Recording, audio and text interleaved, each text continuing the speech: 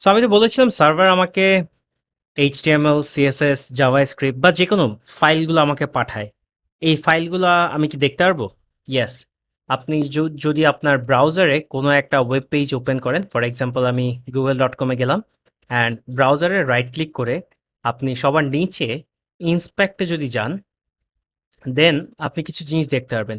এই এলিমেন্ট যেই ট্যাবটা, সেটাতে আপনি দেখতে পারবেন HTML গুলা।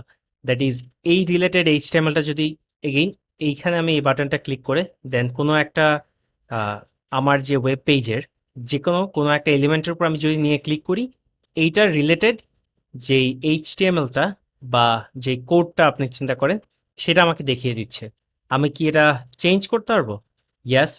ফর এক্সাম্পল এটা গুগল সার্চ আছে, আমি যদি এটার নাম চেঞ্জ করতে চাই তাহলে কি করব? ওয়েল, আমি আবার যাই, ভেতরের টেক্সটটা ধরি আমি, অ্যান্ড এইটা ভ্যালু হচ্ছে গুগল সার্চ লেখা। এটাকে জাস্ট সিম্পলি আমি যদি আপডেট করে বলি আদনান সার্চ, অ্যান্ড নাও বাটনটা চেঞ্জ হয়ে গেছে। আমি ইভেন যদি এইটা পুরোটা বডি যেটা বলা হয় সেটা হচ্ছে পুরোটা জিনিস, আমরা যদিও পরের সেকশনগুলোতে এগুলোর ইন ডিটেলস সবই দেখবো, আমি জাস্ট আপনাদের একবার দেখিয়ে নিচ্ছি যে ফাইলগুলো আমার এখানেই থাকে, আমি চাইলে এখান থেকে এডিট করতে পারবো। সো এইটা ধরে আমি যদি বলি ডিলিট এলিমেন্ট, অ্যান্ড ইয়েস, আমরা গুগলকে নাই করে দিয়েছি। ভয় পাওয়ার কিছু নাই, এইটা আমি আমাদের লোকালি ব্রাউজার থেকে নাই করেছি, বাট গুগলের সার্ভারে স্টিল ফাইলগুলো এক্সিস্ট করে।